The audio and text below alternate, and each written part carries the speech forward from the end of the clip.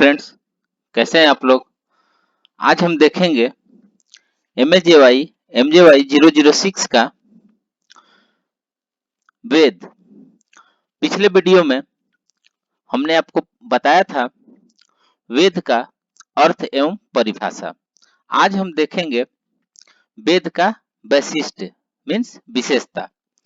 तो जो भी फ्रेंड्स हमारे चैनल पे नए नए आए हैं, कृपया चैनल को सब्सक्राइब कर लें और बेल आइकन को प्रेस कर दें, ताकि जो भी वीडियो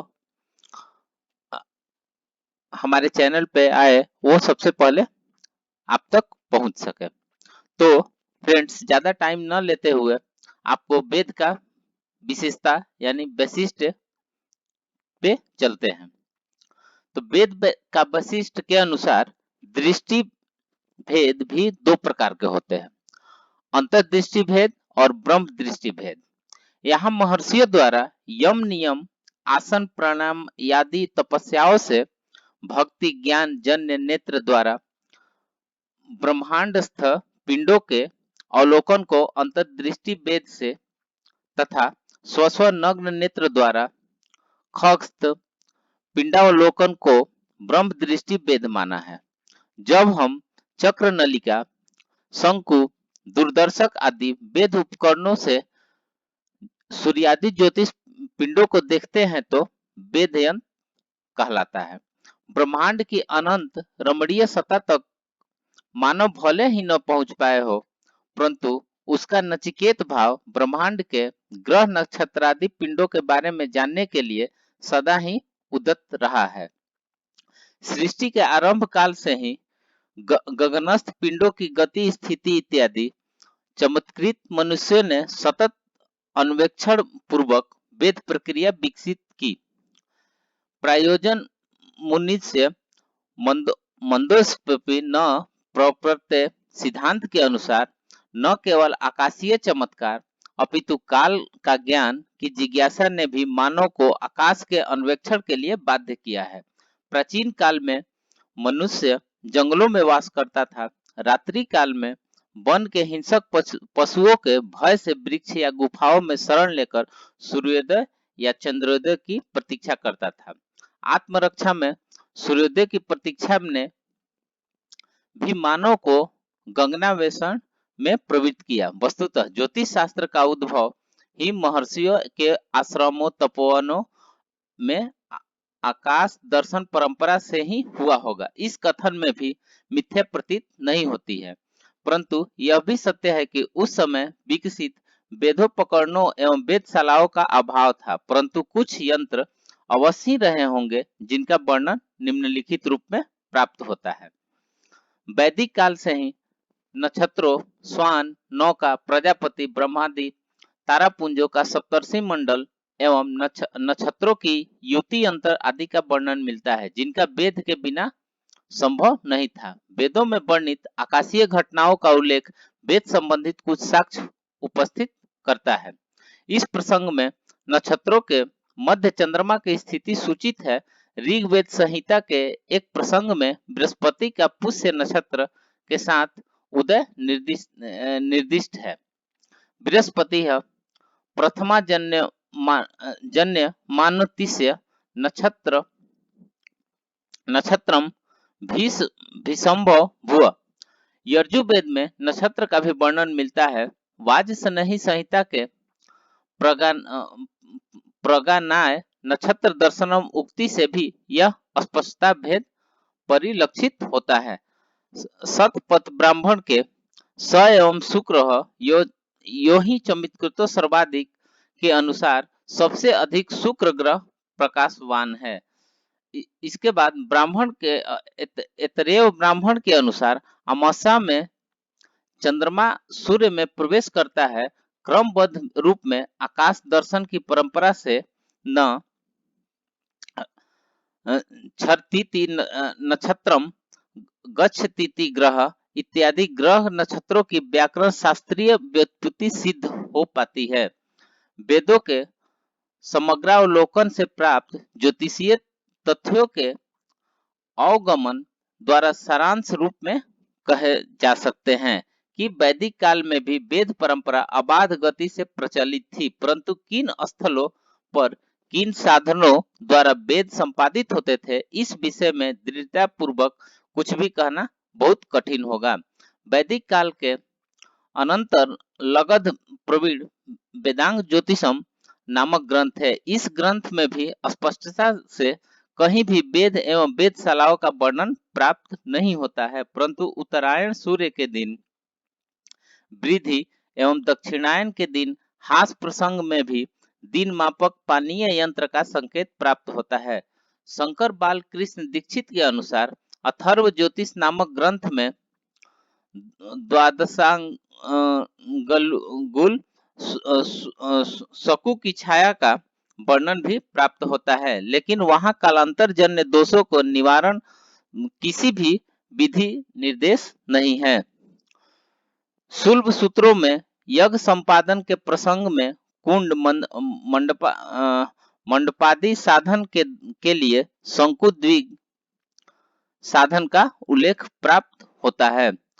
कौशितकी ब्राह्मण में सूर्योदय बिंदु के चल होने का स्पष्ट वर्णन है। महाभारत काल में भी ग्रह नक्षत्रों की स्थिति का समुचित ज्ञान था। शल्य पर्व में शुक्र एवं मंगल के चंद्रमा से युति का वर्णन प्राप्त होता है। भीष्म पर्व में तो ग्रहों की युति अंतरादि विषयों में अनेक उदाहरण उपलब्ध होते हैं। भारतीय ज्योतिष नामक ग्रंथ में गोरख प्रसाद ने स्वीकार किया है कि ग्रह गणित का सम्यक ज्ञान अत्रि गोत्रीय लोगों के पास था। इस प्रकार हम देखते हैं कि वैदिक काल, वेदांग काल एवं महाभारत काल में वेदोपयोगी ग्रंथों की वेदशालाओं का स्पष्ट वर्णन नहीं मिलता है, तथापि तत्कालीन दैवज्ञ गण किसी न किसी प्रकार से आकाशीय पिंडों का निरीक्षण अवश्य ही करते थे, जिसके परिणाम आज के आधुनिक यंत्रों द्वारा वेदित परिणामों के आसन दिखाई पड़ते हैं।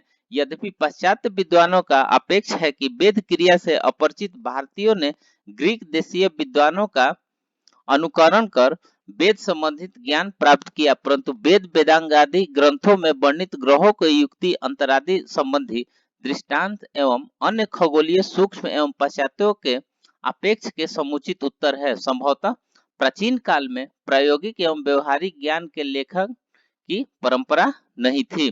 प्रत्येक युग में अपने तप के प्रभाव से इंद्रियों के बस में किए हुए महर्षियों ने स्वयं विवस्था से जो ज्ञान प्राप्त हुआ अर्थात उत्तम ज्ञान दिया, वह वेदांगों में अग्रणी एवं संपूर्ण ग्रह नक्षत्रादि आकाशीय पिंडों के गति कारण का प्रतिपादक परम रहस्यी पुण्यप्रद समस्त जगत का आधारभूत तथा जगत की उत्पत्ति स्थिति प्रलय संहार काल का प्रदर्शक साक्षात ब्रह्म स्वरूप ग्रहों का महत् चरितात्मक और काल का आश्रय का ज्ञान ज्योतिषी है। कहने का आशय यह है कि युग के परिवर्तन से विविध आकर्षण विकर्षण प्रकर्षण चलन अयन सर आदि का कारण से जो अंतर आता है वही ज्ञान है। वस्तुतः स्थूल और सूक्ष्म काल विभागों का गणित में अयोग्य अवयव भविष्यत काल में मदः लक्ष्य का उत्पादन करते हैं। इसलिए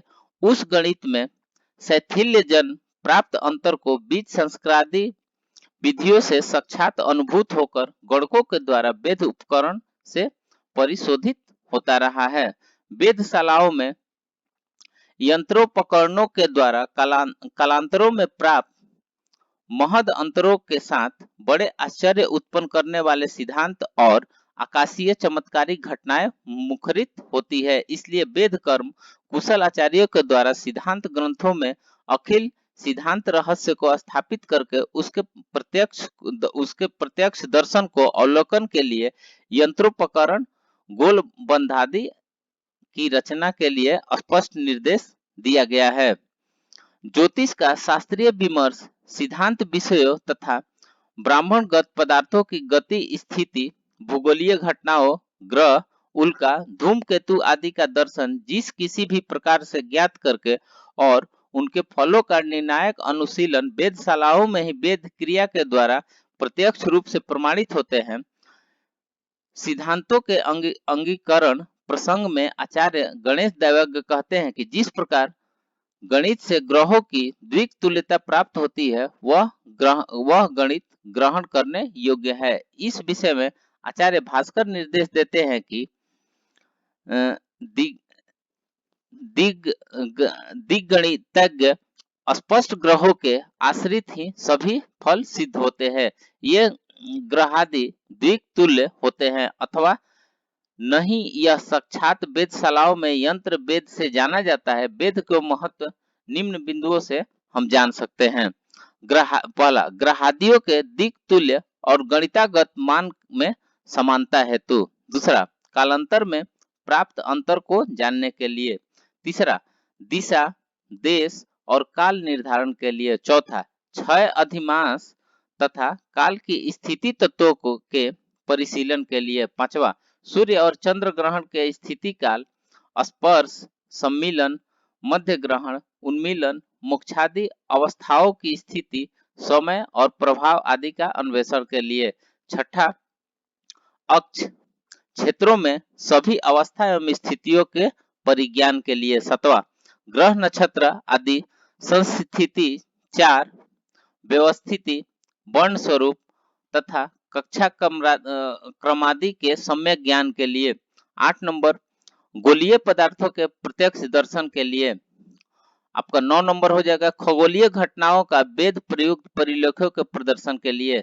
10 नंबर हो जाएगा ग्रह नक्षत्र युति, ग्रह ग्रह युद्ध समागम, संगोन्नति, जय पराजय आदि विशिष्ट गोलीय लक्ष्यों के प्रत्यक्षीकरण के लिए तथा दृष्टादृष्ट ब्रह्मांड भांड में हाथ में आंवला की तरफ प्रत्यक्ष देखने के लिए वेद प्रक्रिया परम उपयोगी अथवा अनन्य सिद्ध होती है। तो फ्रेंड्स, इस प्रकार हमने अभी देखा कि वेद का क्या विशेषता है और इसके कितने भेद होते हैं। तो फ्रेंड, जो फ्रेंड हमारे चैनल पर नए आए हैं और वीडियो को पहली बार देख रहे हैं, कृपया चैनल को सब्सक्राइब कर ले और बेल आइकन को प्रेस कर दे ताकि जो भी वीडियो हमारे चैनल पे आए वो सबसे पहले आप तक पहुंच सके। सो फ्रेंड्स, मिलते हैं फिर नेक्स्ट वीडियो में। तब तक के लिए अपना ख्याल रखिए। धन्यवाद।